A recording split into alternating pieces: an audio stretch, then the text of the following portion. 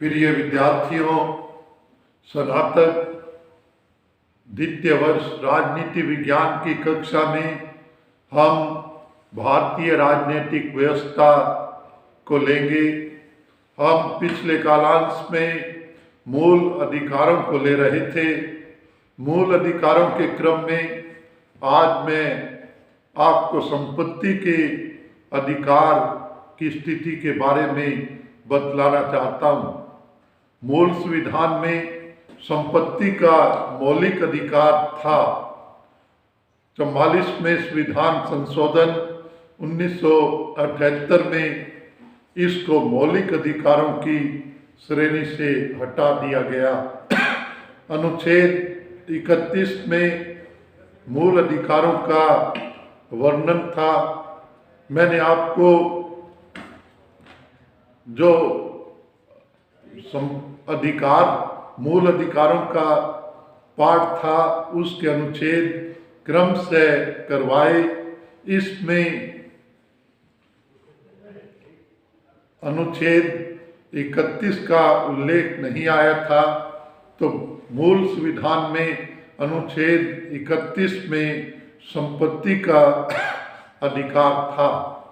इसे चूंकि मौलिक अधिकारों की श्रेणी से हटा दिया गया है, अब अनुच्छेद 31 क का वर्णन है और अब ये अधिकार विधिक अथवा कानूनी अधिकार की श्रेणी में माना जाता है।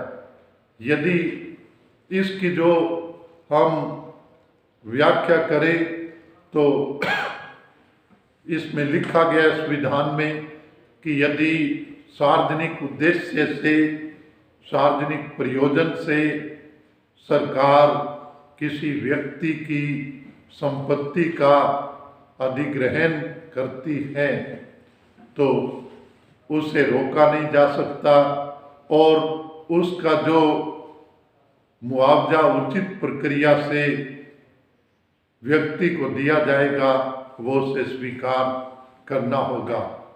ये संपत्ति के कानूनी अधिकार के अंतर्गत वर्णित स्थिति है, अर्थात संपत्ति को बेचने से सार्वजनिक प्रयोजन में आवश्यकता होने की स्थिति में कोई भी इस आधार पर बाधा पैदा नहीं कर सकता अथवा रोक नहीं सकता कि संपत्ति का मूल अधिकार है। यदि सार्वजनिक उद्देश्य है तो संपत्ति का राज्य आवश्यक समझता है, उसकी संपत्ति को लिया जाना आवश्यक है तो राज्य अधिग्रहण कर सकता है। ये नए संविधान कानून के अंतर्गत व्यवस्था है और जो उचित प्रक्रिया से उसका मुआवजा निर्धारित होगा वो व्यक्ति को स्वीकार करना होगा। तो ये संपत्ति के अधिकार की कानूनी स्थिति है। इसमें कोई भी संपत्ति का मालिक मनचाही कीमत नहीं मांग सकता और उचित सार्वजनिक उद्देश्य होने पर उसको देने से इनकार भी नहीं कर सकता।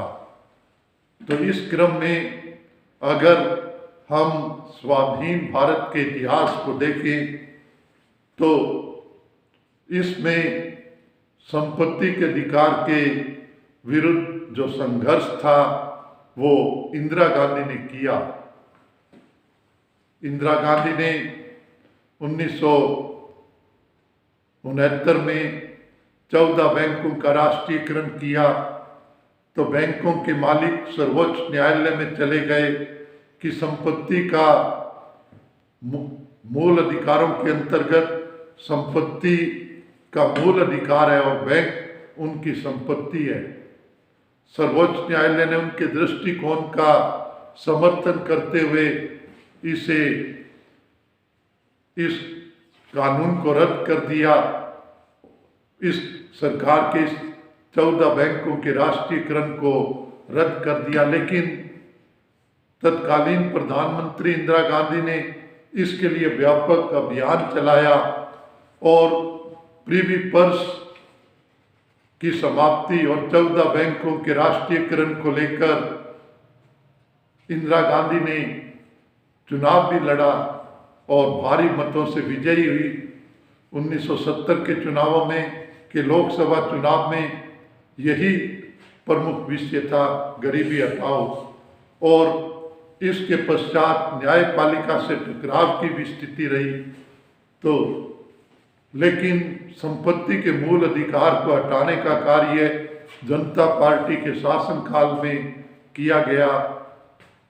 1978 में मोरारजी देसाई के प्रधानमंत्री काल में उन्होंने माना कि अब इसे मौलिक अधिकारों की श्रेणी में रखना कोई आवश्यक नहीं है, अतः मूल अधिकारों की श्रेणी से हटाया। लेकिन संपत्ति के अधिकार के विरुद्ध संघर्ष करने का कार्य इंदिरा गांधी के कार्यकाल में मुख्य रूप से हुआ। ये उनका समाजवादी कदम था, जबकि मोरारजी देसाई अपेक्षाकृत संपत्ति और पूंजीवाद के समर्थक माने जाते थे। तो ये संपत्ति के अधिकार की स्थिति है। राजनीति विज्ञान में संपत्ति के पर बहुत विस्तार पूर्वक विचारकों ने लिखा है और संपत्ति की कानूनी स्थिति पर ये अनुच्छेद 31 क का वर्णन महत्वपूर्ण है। धन्यवाद।